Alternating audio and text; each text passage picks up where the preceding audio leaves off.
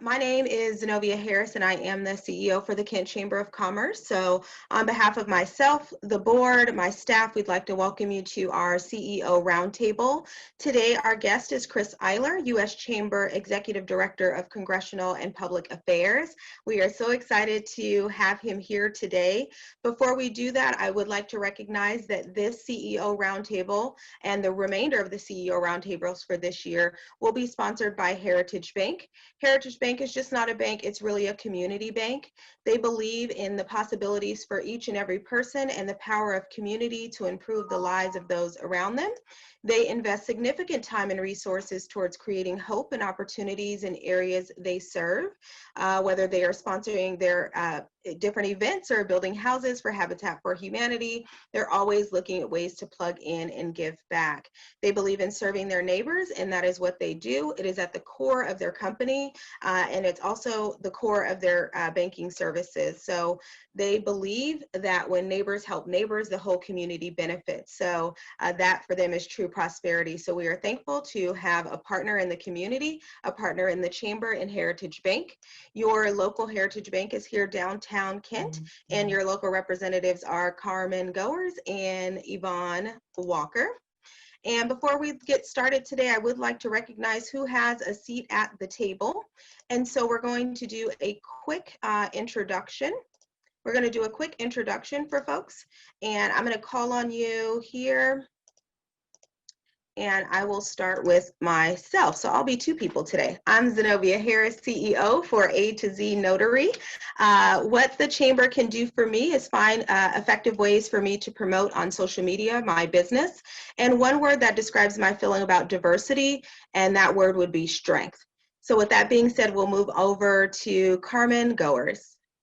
So I'm Carmen Goers with Heritage Bank. And as a community member, my goal would be, what can the Chamber do for me in the next 30 days? I'm really working on our legislative affairs update, what we're going to advocate for. Our business community really needs some strong positions in this next legislative cycle, in my belief. And so just getting that prepared would be ideal for me. So looking forward to hearing some things from Chris today on some of those topics. And the one word to describe my feelings about diversity, I like yours, Zenobia, strength. Mine would be the creativity of it all. Awesome, thank you. D'Angelo? All right. Hi, my name is D'Angelo. I'm the sales manager with Northwest Industrial Staffing. What can the Chambers do for me in the next 30 days is probably just continue to help promote my business, Northwest Industrial Staffing, and push us to the next year. One word to describe your feelings about diversity, I would probably just say there's promise. Beautiful. Scott? Oh, hey, it's Scott Schaefer with South King Media. We also publish I Love Kent, an online local news website. The Chamber does a lot of great work, and they can just continue doing what they're doing. I really think you guys are on target now, and you have a lot of momentum. And as far as diversity, I think culture comes to mind, learning new things and opening hearts. Wonderful, thank you. Rosa? Hello, my name is Rosa Yaxheimer. I'm with Champion Arms Shooting Range here in Kent. I'm the general manager. For what the Chamber can do for us for the next 30 days is keeping us informed. I just love to get the newsletters and getting what's coming up and what's I need to keep it in time with everything. The one word to describe the feeling about diversity is change. Thank you. Mayor Ralph? Good afternoon. Dana Ralph, Mayor for the City of Kent. What can the Chamber do in the next 30 days? Continued partnership so we can support our local businesses through this pandemic, right? It's going to take a whole team. And I think that the City and the Chamber are providing an example of that. So that would be the next 30 days. One word to describe how I feel about diversity, very similar to yours, Zenobia, but powerful, powerful in a very positive way. So that's more than one word. That's okay. You're allowed that. Dr. Watts? Thank you, Zenobia, and good morning, everyone. My name is Calvin Watts. I'm proud to serve as superintendent in Kent School District beginning year 6. And what can the chamber do for me, Kent School District in particular, the next 30 days is really to continue to partner and maintain two-way meaningful communication. One word to describe my feelings about diversity. I'll continue the pattern. One word is really three for me. It's actually four. The urgency of now. Wonderful. Thank Thank you. you. Okay, Dave. Hi, I'm Dave Skipton of Successful Business Dynamics. And what can the chamber do for me is mainly continue to give me a way of reaching out to other businesses and other members of the community so I can find out more about what's going on in the community and be connected. As far as my feelings of diversity, the one word that describes it to me is community. Beautiful. Our president for the Kent Chamber of 2020, Cindy Cameron. Good afternoon, everybody. Thank you. My name is Cindy Cameron, and I am with Fairway Independent Mortgage, and I am a loan officer. So what can the chamber do for me in the next 3 months is to continue to spread the word about how low rates are and how now is just a great opportunity for first-time home buyers in the city of Kent. And I would say one word to describe my feelings about diversity is exciting and learning new things about new cultures. Wonderful. Thank you. Steve, past president of the Kent Chamber. Good morning, everybody. Steve Haft with Oberto Snacks. I'm the Senior Vice President of Human Resources. And I'll turn my video off again. I'm trying to manage the household internet connection with 2 kids on Zoom calls for school right now. So what can the chamber do?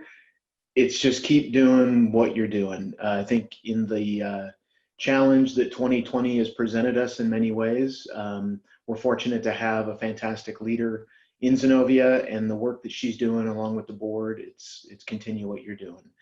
One word to describe my feelings about diversity would be necessity. Wonderful. Thank you. Kara. Hi, everyone. My name's Cara, and I'm with BECU, the market development team. And one thing that the chamber can do for me in the next 30 days is actually help connect and introduce our new Kent Station NFC manager to the local community. That would be really great. And then one word to describe my feelings about diversity would be partnerships. Thank you. Greg. I'm Greg Hafner, local attorney with Curran Law Firm. I do business and real estate law, but our firm also does estate planning and other aspects of law, family law, and so on. I would like the chamber to focus on the positive things that are going on in the Kent business community and continue to provide us with information on opportunities for people in the community to improve their businesses. As for my one word about diversity, I would say cooperation. Thank you. Michelle. Good morning, everyone. Michelle Wilmot with the City of Kent. I'm in our city's Economic Development Division. And I, as far as what the chamber can do, I have been enjoying the partnership. I hope that the chamber will continue to help connect the city with supports for our business community, to connect businesses and amplify information about the supports that are available to the businesses during this really challenging pandemic. As far as one word to describe my feelings about diversity, Kara actually stole my word, and that was partnership. Just with our business grant program that we are just in the process of finishing up right now, I have been working very closely with lots of different people who are non-English speakers who have helped me reach people that would never, ever, ever be aware of the business grant program we have. So it's just really enlightened me about how little I know about reaching people who don't speak English very well, etc. And these partnerships are critical to me. So that sums it up for me, at least for now. All right. Thank you. Julie. Hi, I'm Julie Schott with the Madison team. I'm the owner, and I think the continued communication from the chamber is probably the most critical thing that you can provide for all of us in the next 30 days. And I know having some of these online seminars has been really helpful. And then one word to describe my feelings about diversity, again, community. It's already been used, but yes, we are all in this together. Yes. Wonderful. Thank you, Bill. Hi, everyone. I'm the Economic Development Officer for the City of Kent, Bill Ellis. And what the Chamber continue to do for the city, I can't probably use a different word than Mayor Ralph, partnership. I appreciate the partnership in reaching out to businesses around the commercial affordability pilot that's going on with South King County. And I'll keep my one word for describing my feelings about diversity. My one word is we. I think we are a diverse community, and we are a part of that. So thank you. I'm going to start my video for reasons similar to Steve Heft. Yeah, wonderful. Thank you. And so I appreciate that. So that information that you guys just gave me was very helpful from a chamber standpoint and also a community standpoint. So we will continue to do that and serve you in the best way that we know how. And so the next thing here is we're going to do a quick, because of in light of us having a guest with the U.S. Chamber, I think it's very important, as you all know, that we do have a government affairs committee here at the Chamber. The chair or the co-chair for that committee is Carmen Goers with Heritage Bank. She does a wonderful job and has been carrying that chamber or that committee for the last 1.5 years since I've been here. Very passionate about the business community and passionate about legislation that is going to positively affect those businesses. So with that being said, I'll give Carmen a few minutes to kind of give an update for government affairs and some invites and upcoming events. So yes, thank you, Zenobia. First, I am so happy to see faces I have not seen since pre-COVID. Phone going off there. So nice to see all the smiles. On the Government Affairs Committee, we are preparing for the upcoming November elections, and we'll be having a candidate forum. If you have questions that you'd like us to ask the candidates, please forward those to Zenobia or myself so that we can prepare for those interviews. As you may have, last couple years, we've always done really deep dive questions, and we want to kind of continue that even in this season of social distancing. Secondly, we're preparing for the upcoming legislative session. So as your organization or your industry may have specific requests or needs to bring to the forefront, please bring those to us as soon as possible. Actually, by Friday would be ideal. The South Sound Chambers of Commerce Legislative Coalition, which the Kent Chamber is a part of, will be having our Issues Committee meetings beginning next Tuesday. There are issues that are regional, and there are issues that are just strictly for Kent. So we try to vet those appropriately to get as much leverage and support as we can. So those are the two things we like. And with saying that, if you are available for this in this season, the South Sound, the Issues Committee would like to have members. We review all the issues from the 7 chambers related to, in the coalition. That includes Renton, Seattle Southside, Auburn area, Fife, Milton, Edgewood, Covington. And so we come together to work through those and present a paper to our electeds as we go back into session for 2021. So I will leave that there. Any ideas, it would be great to hear from you. Thank you. Wonderful. Thank you, Carmen. Okay. And then just lastly, we do have our monthly luncheon coming up as we're ramping up for elections. The Kent Chamber is hosting its Legislative Candidates Forum on Thursday, October 1st. It will be in a Zoom format, and here are the candidates that we will be speaking with that day. So if you're able to join us, go to kentchamber.com and register for that.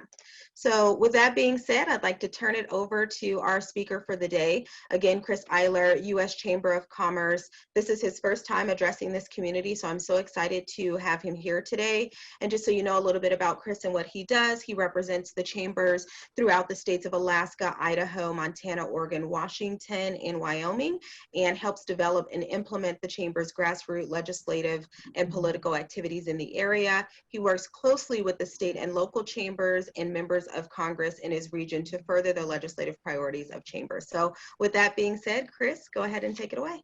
And no pressure, Chris, we just would like to know if the chamber could do anything for you, and then also your one word to describe diversity.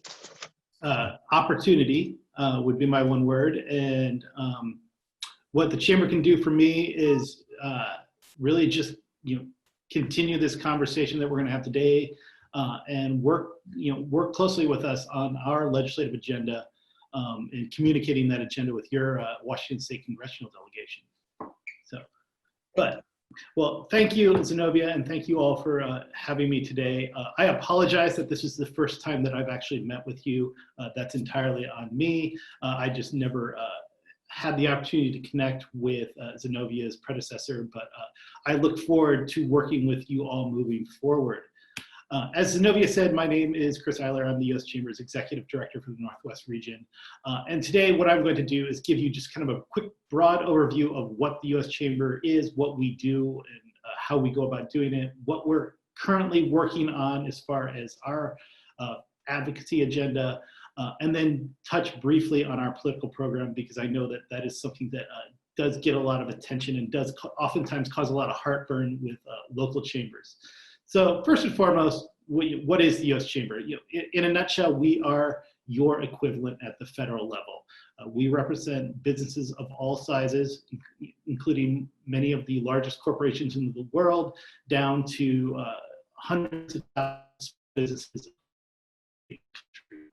We also and represent and include amongst our members hundreds of national and state trade associations who themselves represent any industries in the economy. But most importantly, we also count over 1,500 state chambers of commerce amongst our membership, who we rely on tremendously to help inform advocacy. Our advocacy work is largely focused on the federal government. We lobby members of Congress, as you would traditionally envision lobbying work going. We also work directly with federal regulatory agencies and much of the federal bureaucracy. Additionally, in recent, over the course of the past decade or so, we've increasingly taken our advocacy agenda to the courts. And that is largely because what we have seen over the past 3 presidential administrations is a move to do more and more policymaking through executive action, executive and administrative action. Oftentimes, some of these executive orders and rulemakings, they directly impact the business community, and from our perspective, they oftentimes exceed the federal government's statutory authority. And so we have increased our what we refer to as the U.S. Chamber Litigation Center, and we increasingly challenge a lot of these executive orders and executive actions in court. And then lastly, a lot of our advocacy work takes the form of political action. We first and foremost, to be clear, we do not endorse at the presidential level, but we do endorse congressional candidates who we feel that will go to Washington to support pro-business and pro-growth policies, and most importantly, go to Washington, D.C. With the intent to govern.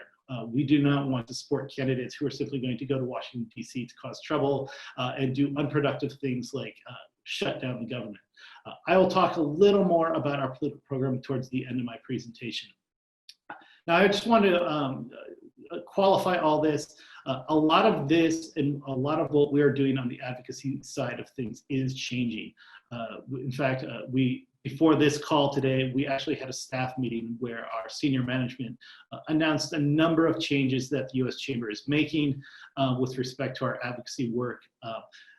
We will continue to primarily be focused on the federal government. However, because we are increasingly hearing from many of our members, both our business members as well as our state and local chamber members, that more and more of the policy making that is impacting the business community is moving to the state and local level. You are likely going to begin to hear more from us on how we intend to take additional steps to start moving a lot of our advocacy work to the state and local level. That doesn't mean that we are going to look to supplant organizations like the Association of Washington Business or our local chamber partners. But I think what we are going to be looking to do is take more of an active role in supporting the work you are doing at the state and local level, as a lot of this policy making that impacts the business community moves away from Washington, D.C., where things just aren't getting done, to the state and local level. Additionally, I think Zenobia is well aware of this from a lot of the email communications that have been going out.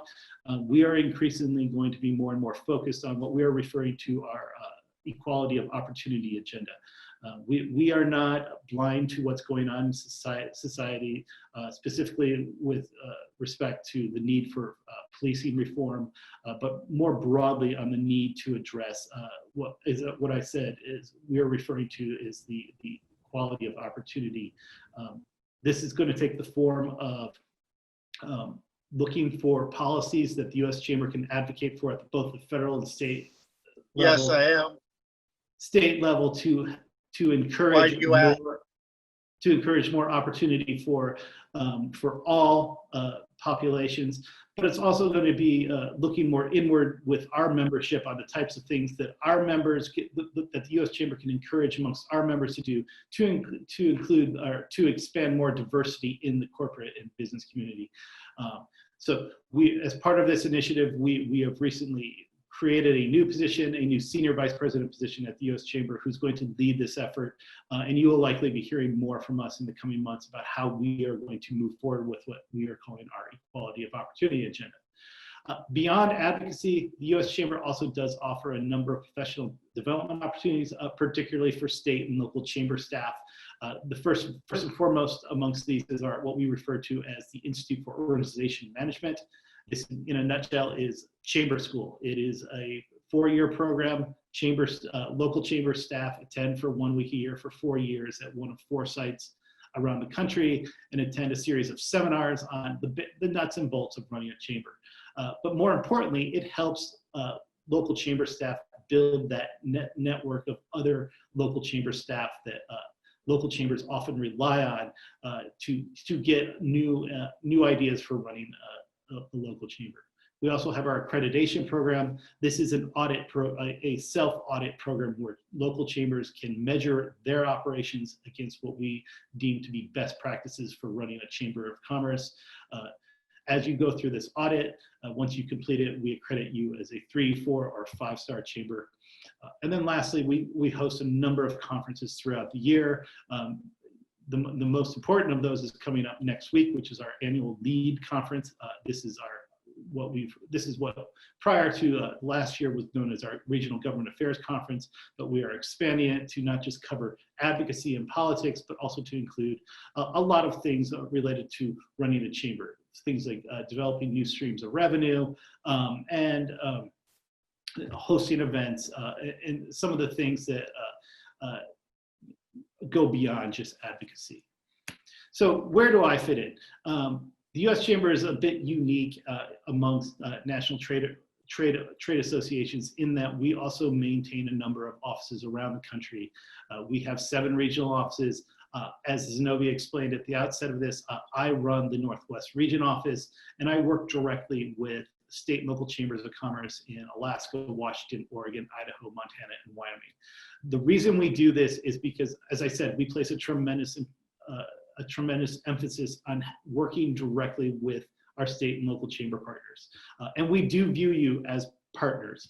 We do not view you, and you are not, and we in no way view you as a subsidiary. You are clearly all your own entities, but we want to make sure that we are maintaining communication with you so that you know what we're doing on behalf of the business community, so that you understand what's going on in Washington, D.C. that impacts your members, but we also want to make sure that we are getting feedback from you on what's going on here on the ground in Kent and throughout the country.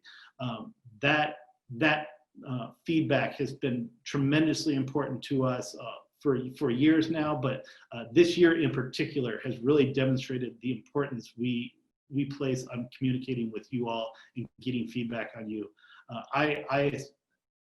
I participate on weekly calls with Zenobia and all of the Washington Chamber execs, and those calls have been invaluable to me in knowing exactly what's going on with local chambers and their members as this pandemic has unfolded. And the information that I've picked up on those calls with the Washington chambers, as well as the Oregon chambers and Idaho chambers, as well as what my colleagues across the country have picked up, have directly informed how we have focused our advocacy this year with respect to the pandemic. So as far as our legislative agenda goes, had we met back in January, you would have gotten a fairly broad overview of what the U.S. Chamber was going to be working on this year, ranging from things such as international trade and opening up markets, foreign markets to U.S. goods and services, comprehensive infrastructure and transportation investment, reforming our nation's broken immigration system, as well as a number of other issues related, a number of other issues that touch on the business community at the federal level. However, obviously, that changed very rapidly as the pandemic unfolded, and we quickly refocused all of our work primarily towards making sure that the federal government was doing its job and doing everything it could to respond to this crisis, help businesses survive, and help businesses continue to pay their employees throughout the crisis. Like I said, a lot of how we focused that work was coming directly from the feedback we were getting from local chambers and the local chamber execs that we talk to on a regular basis. And no more, the one program more than any that really reflected the feedback we were getting from local chambers and their members was the creation of the Paycheck Protection Program, which, as you know, was a loan program that converts to a grant so long as businesses continued to pay their employees throughout the crisis. This is obviously not a perfect program. It was designed to be very flexible to give the agencies as much leeway as possible when implementing it. But because we have maintained this communication with our local chamber partners, we were getting firsthand on the ground intelligence on how this program was working. We were using what we were learning from you all on how the Paycheck Protection Program was working to advocate for further changes, both with the Department of Treasury and the Small Business Administration, but also with Congress. And we have been able to get a number of changes made to make it a much more flexible program, to give businesses more time to spend that money and give businesses more flexibility.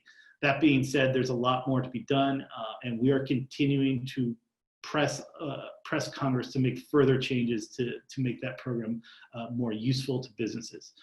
Beyond the Paycheck Protection Program, we have worked tirelessly with the Small Business Administration to get them to make the so-called EIDL program, the emergency loans, their emergency loan program, make that work better. We worked with Congress to create the Employee Retention Tax Credit, to give a tax credit to businesses who continue to pay their employees throughout the crisis. And we have been at the table for a number of the other programs created both by the Phase 2 bill, as well as the CARES Act, the so-called Phase 3 bill. In addition to advocating to make sure these programs work and are created in a way that are going to help small businesses, we also have also done a lot of work in communicating all of these programs out so that businesses know what's available to them and how they can access them. Again, we have looked to local chambers of commerce a great deal to help us communicate these programs.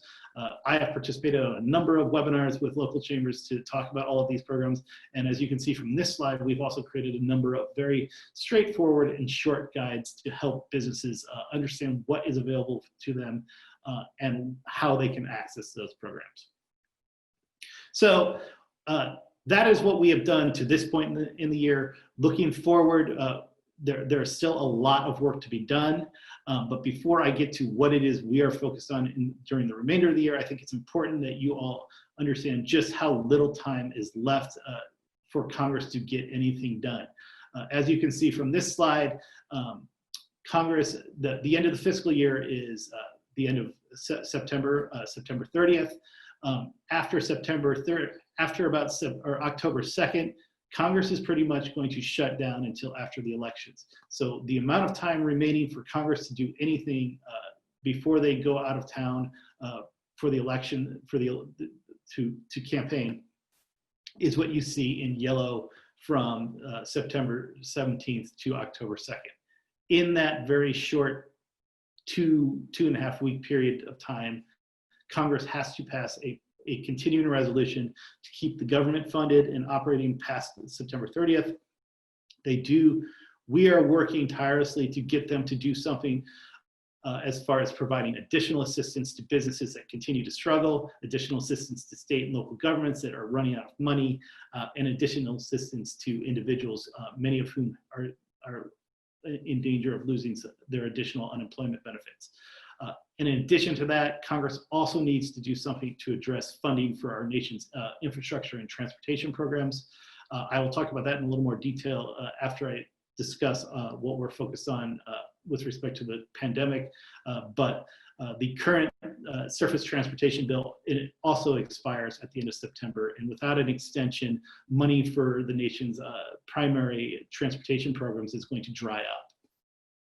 So as far as what we are focused on with respect to the pandemic, you can really put into these 5 categories: liability protections, targeted support for small and mid-sized businesses, support for childcare and K-12 education, unemployment and job training, and state and local assistance. Right now, one of our biggest concerns coming from our membership, both our business members as well as many of the associations we work with that are in the higher education space, is with respect to concerns that they may be targeted by opportunistic lawsuits related to the pandemic crisis. And you can really put these concerns into 2 categories. First, exposure liability. Schools, colleges, universities, businesses, as they reopen, are increasingly concerned that even if they are following public health guidance and taking all the necessary precautions, they could be sued by either their students, customers, or their own employees who claim that they were exposed to coronavirus. Now, obviously, we feel that businesses, states, localities, schools, all should follow the expertise and guidance from their public health experts and not reopen until public health authorities say that it's safe to reopen. But once they're given that green light to reopen, we feel that so long as they are following the public health guidance and taking the precautions that are being handed down from the CDC, from OSHA, and from state and local public health authorities, they should have some protection from lawsuits. Now, obviously, a business or a school that's engaged in willful misconduct or gross negligence should not be able to avail themselves of this type of protection. But if a business is making a good faith effort in following that public health guidance, we feel that they should have a temporary protection from liability related to the pandemic. Likewise, businesses, a lot of businesses that produce PPE or who retool the respond to the shortage that we saw early on in PPE. We saw a lot of distilleries in particular retool their production to make hand sanitizer. We've seen a lot of other organizations retool their production to make face masks and other protective equipment.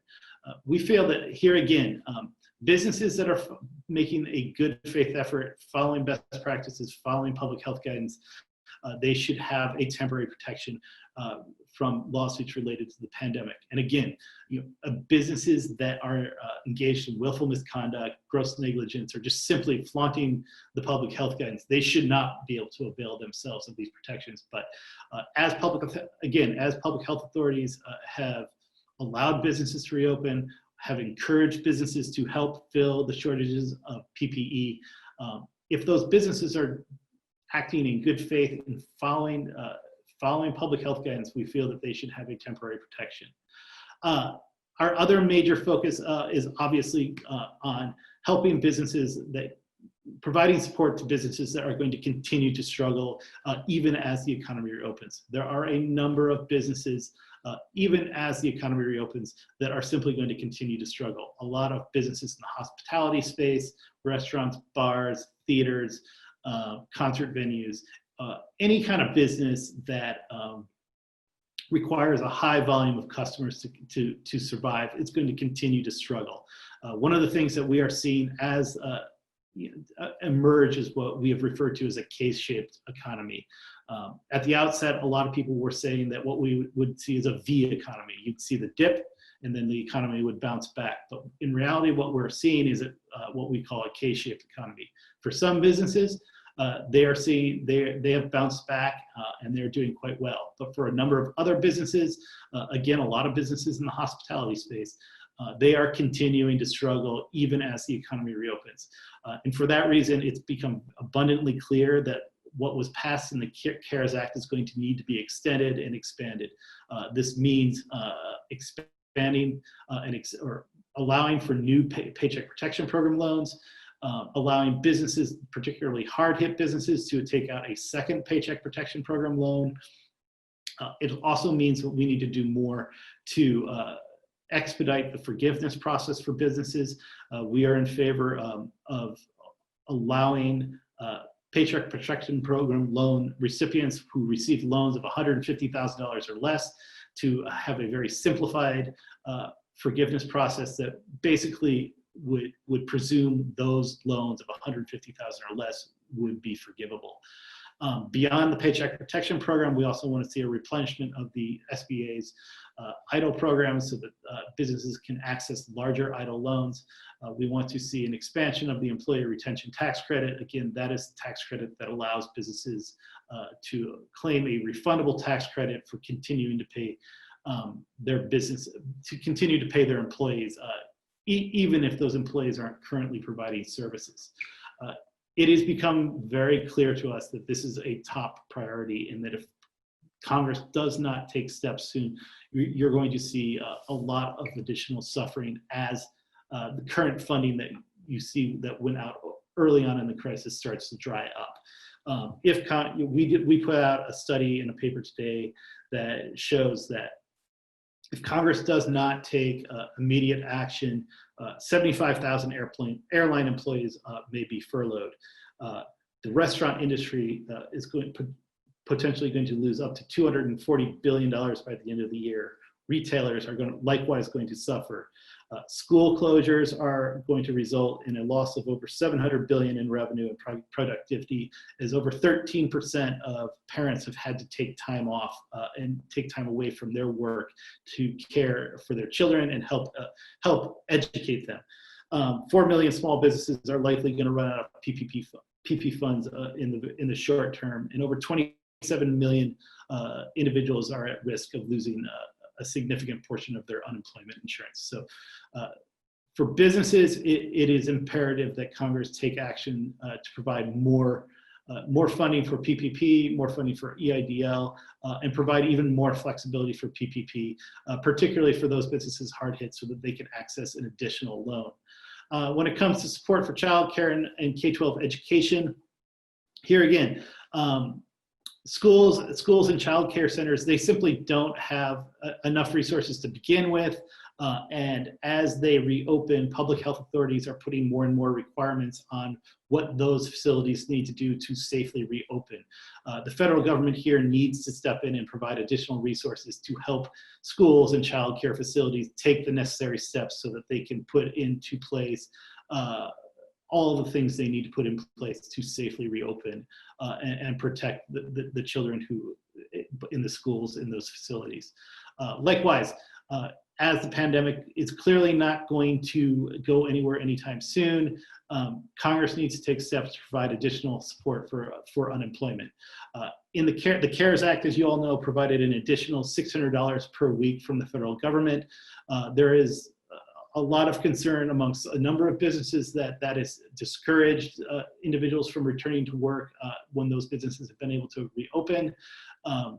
House Democrats would like to just extend the additional $600 per week, whereas Senate Republicans are proposing a much less generous benefit.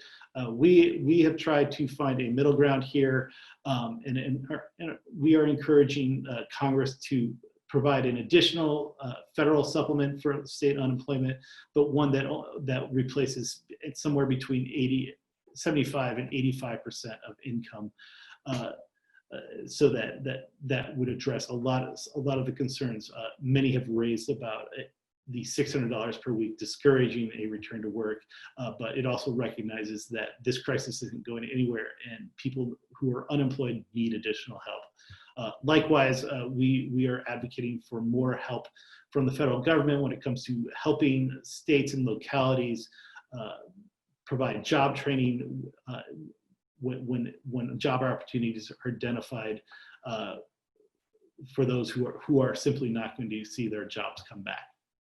And then lastly, unlike the federal government, a lot of states and local governments, they cannot run deficits, and they most certainly cannot issue more debt and print their own money. So a lot of states and local governments are running out of money, and there is a real need to help states and local governments replace a lot of the revenue they've lost related to the pandemic. There is a lot of disagreement. House Democrats simply want to basically transfer a lot of money directly to state and local governments. Senate Republicans are resisting this altogether. Again, we are advocating a middle ground where Congress work to implement a program that helps replace the revenue that states and local governments have lost that's related to the pandemic. We don't want to simply see just money transferred to state and local governments without respect to where it's most needed. So as far as how likely this is all to happen, there's a lot that's up in the air right now. As I showed you earlier, Congress only has a very limited amount of time where they're going to be in town working before they adjourn for the elections, and in that amount of time, they also have to fund the government. The good thing about that is the continuing resolution, the appropriations bill that will fund the government, that is a must-pass piece of legislation. So there is a potential vehicle here to add a lot of these COVID-related priorities to. The other good thing is there is support on both sides of the aisle for things like expanding and making the Paycheck Protection Program more flexible. In both the House passed HEROES Act as well as proposals put forward in the Senate, there is a recognition that a second round of Paycheck Protection Program loans is needed, that they need to make the forgiveness process more flexible and more streamlined, and also that they need to expand the Paycheck Protection Program to all nonprofits, most importantly 501c6 chambers of commerce. However, that's about where a lot of the agreement ends. House Democrats are resisting any effort to include liability protections. Senate Republicans, as I said, are resisting any effort to provide assistance to the state and local governments. And there's a lot of disagreement on how to go about providing additional support for unemployment insurance, and a lot of disagreement about how to go about providing assistance for childcare and K-12 education. That being said, part of what we are doing right now is highlighting the cliff that the country is about to go off if Congress doesn't take steps. And that's why I highlighted some of those stats for you about 75,000 airline employees could be furloughed, $240 billion could be lost in the restaurant industry, 700 billion just lost in productivity and hours because parents have to stay home and work directly with their children on their education.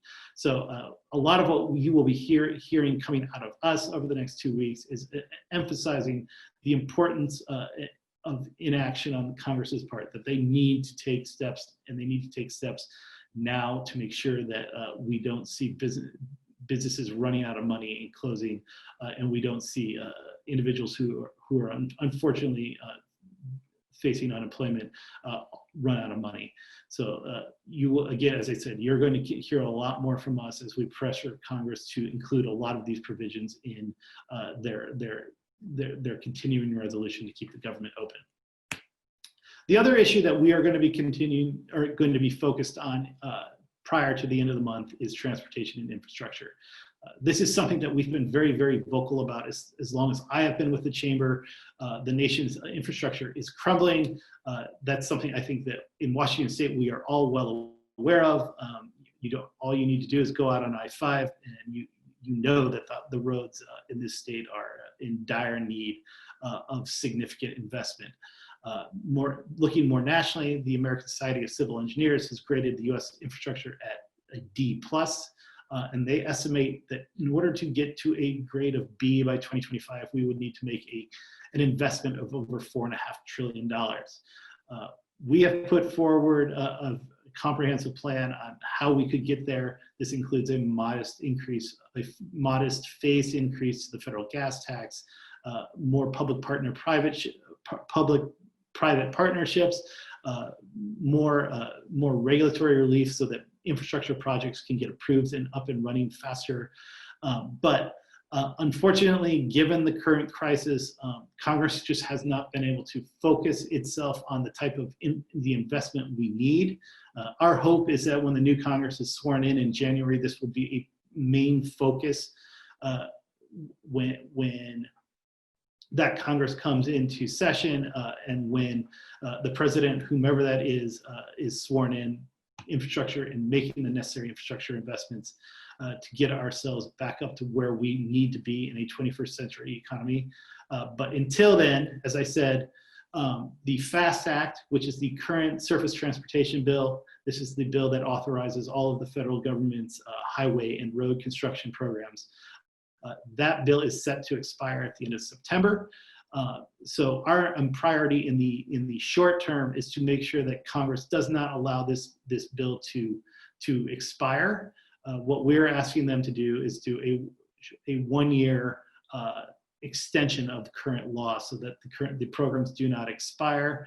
A 1-year extension gives states and local governments enough certainty to continue moving forward with current projects, but it also gives Congress enough time, as I said, when they come back into session in January, to come up with and pass a more comprehensive investment and the type of investment that we need, as I said, to get our infrastructure where it needs to be. If Congress does not take action to extend the FAST Act, those programs will expire, and for Washington State, that's going to mean a loss of up to $143 million in highway and road funding. The last thing I want to talk about, as I said, is our political program. I know that our political program for a lot of state and local chambers does cause a little bit of heartburn. The U.S. Chamber does maintain a very active and very robust political program. We endorse congressional candidates. As I said earlier, our priority is in supporting candidates who will go to Washington, D.C. to support pro-growth, pro-business policies, and most importantly, who are going to go there to do the work of governing. We've seen over the past several years that Congress has allowed the government funding to dry up and not do its job and pass appropriations bills, and this has led to a government shutdown. That does not provide anything resembling the kind of certainty that businesses need out of government, and we want to avoid grandstanding like that as much as possible. So when it comes to how we endorse candidates, we have a political affairs committee. That political affairs committee for challengers and open seats, they review candidate questionnaires. We have a political staff that does interviews with those candidates and makes recommendations to the political affairs committee. When the political affairs committee has reviewed all of that information, they will make a recommendation to the board on whether to support or endorse a candidate, and the board will ratify that decision. For incumbents, we largely base our decision on whether to support a particular member of Congress on our legislative scorecard. And up until last year, our legislative scorecard was very straightforward. Did you support the legislation that we supported, or were you against us? Now, that worked fine for us for 40 years, but as we've all seen from watching the news, things in DC have deteriorated quite a bit. And as the nation's largest trade association, we feel we have a role to play here in encouraging both sides to work more collaboratively and work across the aisle some more. So we changed our legislative scorecard last year. We continue to base most of that score on members' a member's voting record. Did they vote with us or did they vote against us? But we also are giving credit to members of Congress who support legislation supported by the chamber, irrespective of whether or not that legislation was introduced by Republicans or Democrats. Because of the makeup of Congress and because of a lot of the gridlock, there's a lot of legislation out there that we support that never sees a vote, never sees the light of day. But we want to make sure that we give members of Congress credit if they co-sponsor that legislation. So 10% of their score is going to be based on that. The remaining 10% is going to be based on how frequently do members of Congress reach across the aisle and co-sponsor legislation of the other party. So long as that legislation isn't legislation we oppose. We want to make sure that we're giving members of Congress who are doing what needs to be done to build those relationships with their counterparts on the other side of the aisle. If a member gets a 70% or better on our legislative scorecard, they instead of Congress, they are given the U.S. Chamber's Spirit of Enterprise Award. And then members of Congress who have a cumulative lifetime score of 70% or better will typically get our political support, and we will endorse those members of Congress. Going into this upcoming political cycle, we have endorsed 192 Republican members of Congress and 30 Democratic members of Congress.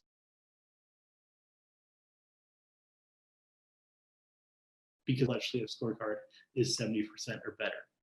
In Washington State, this gives you a snapshot of where the Washington Congressional delegation stands. That first column, that represents their score during the most recent session of Congress, and then the column on the far right, that represents each member. I will note that since we've made the changes to our scorecard, we have seen the scores come up for a number of members of the Washington Congressional delegation. As you can see, Mrs. Delbeni, Mr. Larson, their scores are closer to that 70% threshold. Mr. Kilmer's score is his score last year, it went over the 70% score. So I think we are starting to see a lot of the results that we want to see, and that is to reward members of both sides for, again, not just voting with us, but also for putting their name on the line and co-sponsoring legislation that the business community supports, as well as reaching across the aisle and co-sponsoring legislation from the other side. And then just one quick reminder, because this is a presidential election year, the U.S. Chamber does not endorse at the presidential level. What you will see out of us when it comes to presidential politics is we will comment on and we will weigh in on proposals from both of the presidential candidates, but we do not endorse candidates at the presidential level. We mostly only focus our endorsement activity at the congressional level. Beyond that, you will occasionally see the U.S. Chamber Institute for Legal Reform. This is our policy division that's focused on tort reform and other legal issues. They have a separate political program, and they will oftentimes weigh in on state attorney generals and state Supreme Court races, but that does not happen as frequently as you will see us weigh in on congressional races.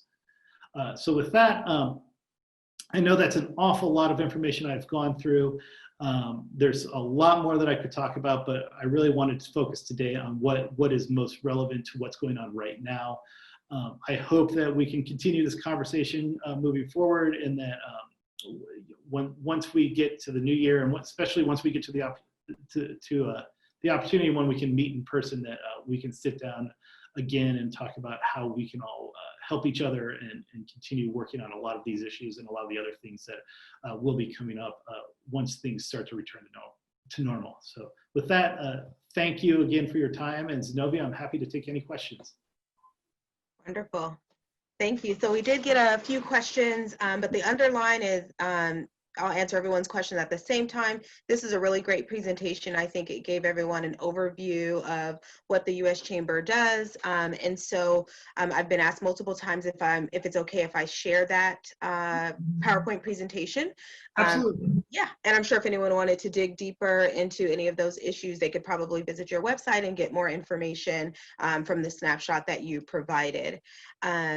Carmen, did you have any questions for Chris? Yes. Yes, on the initial question is, as you spoke about the K recovery, is the CARES Act mostly geared towards those on the kickstand part of that K to help them stay afloat, hospitality, travel?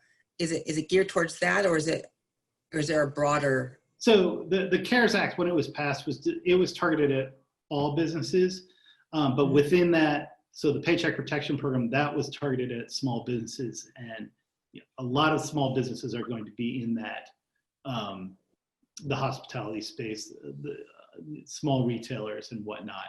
And that's why a lot of our focus on what needs to be done in this phase 4 is focused on getting more resources directed towards the Paycheck Protection Program. I think the most recent numbers I have is as at the end of July in Washington State, there were over 99,000 businesses that have received Paycheck Protection Program loans. I think that number is actually a little higher now, but as at the end of July, 99,000 small businesses had received Paycheck Protection Program loans in Washington State. 83,000 of those had already exhausted their funding. So the crisis isn't ending anytime soon. These businesses need more support, and I think from our perspective, the best way to get money into their hands quickly right now is to extend the Paycheck Protection Program through the end of the year, and allow those businesses to access a second round of loans, particularly the hard hit ones. So being a commercial lender, which I spent my entire month of April processing these requests, we are now preparing for the first wave of forgiveness we anticipate in October-ish. And so there's that overlap of how that will work. And it's creating a great level of angst with business owners, not just in will there be funds, but also tax implications that are along that line. Have you heard about any modifications, whether it's an accrual basis or cash basis, of any tax reforms that will look at that funding as revenue, depending on for taxation purposes? Not the intent of it, I understand, but and there are some changes. So there are some unintended things that IRS is claiming with respect to Paycheck Protection Program loans and forgiveness that Congress never intended. And I apologize, I don't have the specifics of those in front of me, but there are some provisions in both the HEROES Act as well as the proposals that have been put forward in the Senate that address those things that the IRS is trying to do that Congress never intended, and basically telling the IRS to back off. Again, I know what they are, but I don't have them right in front of me. But I do know that there are things that Congress they want to do to address some of those things that are causing the angst that you mentioned. Okay, on that side, that would be helpful. No one has the answer. It's all speculative, unintended consequences. Also, on the additional federal supplement that you were referring to for unemployment, is that part? Do you anticipate that being part of this next wave of financing request? They have the next 5 to 10 days to work on, or will that somehow slide? On your calendar, there was some time in mid-November, it looked like that they were back in session. Does it move to that? So with respect to the calendar, that is all in flux. That is what their stated days in session are right now.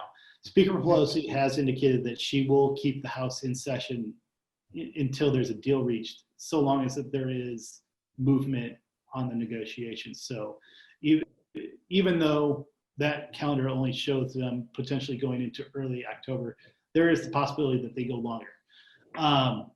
The hard deadline for them that they're faced with right now is the continuing resolution. And just given the political environment in DC right now, that is the one must-pass piece of legislation. And it is likely going to be the vehicle for anything that moves until after the election. Whatever can get done by September 30th or shortly thereafter, that is going to be basically all that you see happen until mid-November, December, and possibly until next year, depending on how the elections shake out. So we are focused pretty much entirely on getting everything rolled into that bill.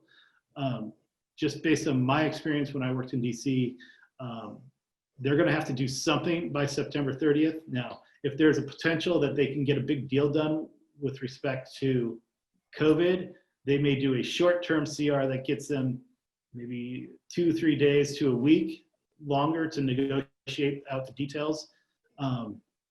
But again, whatever they agree to as far as a continuing resolution for the rest of the year, that's likely going to be the last legislative package we see. So we want to make sure that we can get PPP extended and included in that. We want to get stuff included for unemployment insurance, that extra supplemental from the federal government.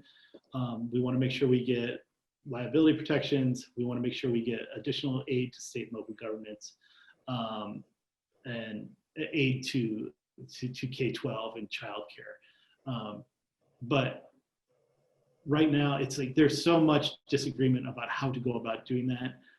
It's really up in the air as to what they can agree to. Okay, so Cindy Cameron had a question about, should COVID shut us down again this fall, winter, in the second wave that they were speaking of? How do you see recovery going? Because it doesn't seem as if we can keep handing out money.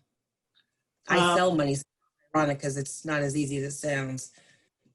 It's really hard for me to say. I'm not an economist. I'm a lawyer, but so I really don't know. You know, the hope is we can avoid that, and the hope is that we can get something passed now that can help businesses weather that storm. But honestly, I really don't know. Okay, and then in regards to the state and local assistance, and Mayor Ralph may have a more specific question, but you're starting to see cities that are having to furlough employees, including, you know, their mayors and things. And whether you are for or against big or small government, having no government seems very unproductive.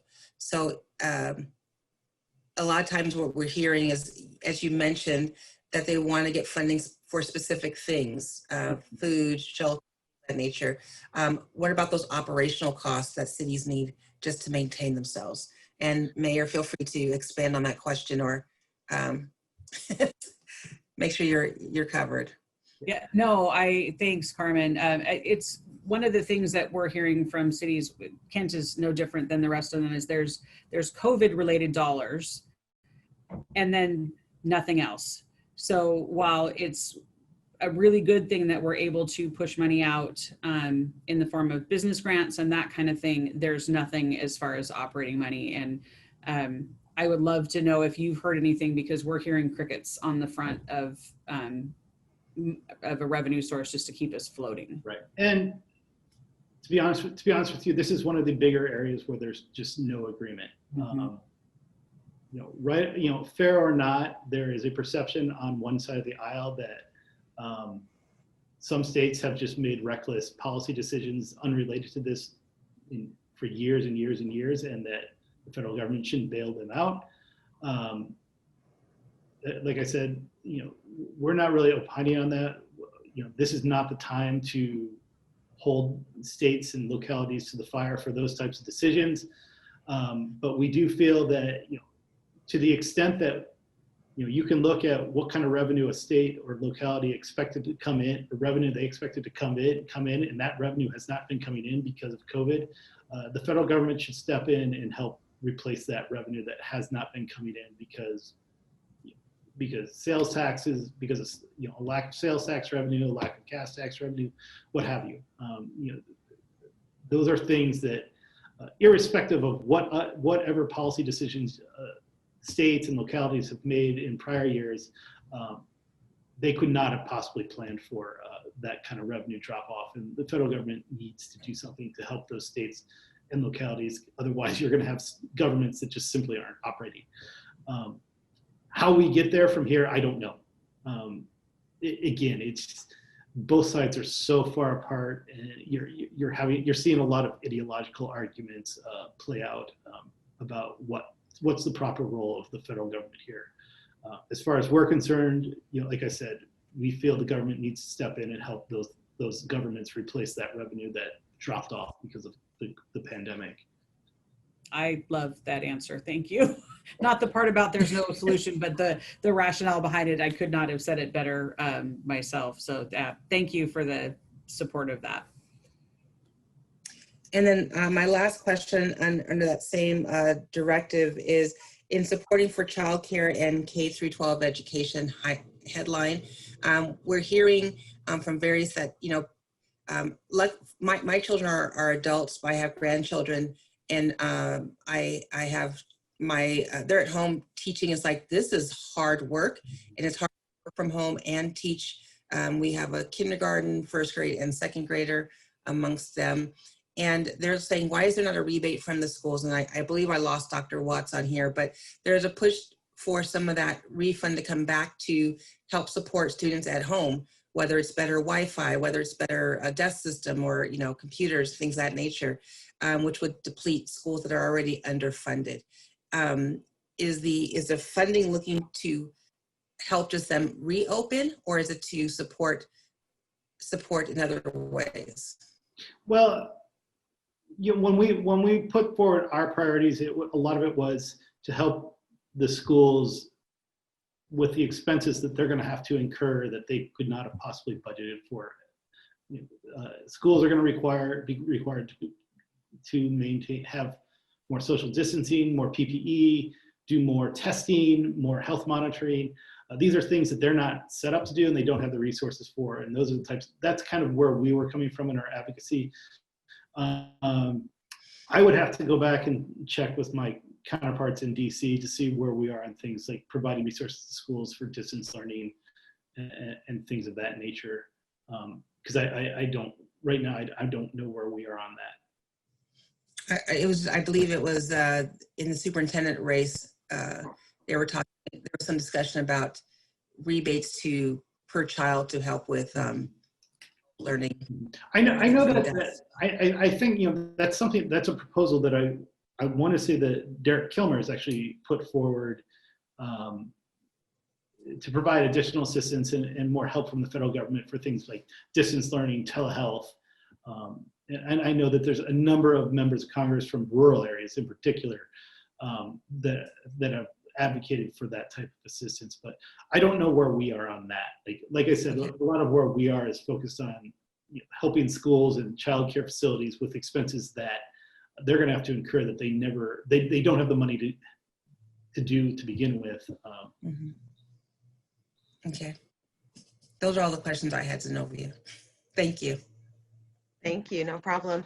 Were there any other questions? I don't see anything in the chat or the Q&A. So if you have questions, you do have the option to unmute yourself. So well, if we don't have any other questions, Chris, I just appreciate you coming on and giving this information. I'm sure we will have follow-up questions. Our position is just to be in a place of resources, and I feel like you've added an additional resource, someone we can go to. When you put up that calendar for the legislative calendar, I was emailing Carmen, I need this, right? Because I get lost in how much time. I think there's a lot of time, but there's not a lot of time to make decisions. And I think that will help us to paint the pictures to our members of how fast we need to act on things and how important it is to fill out the surveys that we get from the U.S. Chamber to get a pulse of what the community wants. So I appreciate all of the information that you are feeding us and that we're able to give to our members. So again, thank you so much to Carmen Goers for, as always, being an ear, keeping your ear to the ground for the community, and then having wonderful questions and follow-up. And Heritage Bank is always sponsoring the CEO Roundtable. We appreciate you, and thank you so much for everyone who's taken the time today to sit with us. We will share this presentation, so South King Media will take this, drill it down just a little bit, and we'll have it out on our YouTube channel and our social media channels. And if you have any questions, Chris, how can someone get a hold of you? Is it via email, or you want them to go through me? Email or through you is fine. Okay. Awesome. So I have a direct line if you have any questions or want to follow up. Do you have, so some of the questions that you weren't able to answer, in your mind, is there someone you think the chamber should have in front of us, whether that's an economist, or who is it that you think could give some good updates for us to help us as we move forward in the current state that we're in?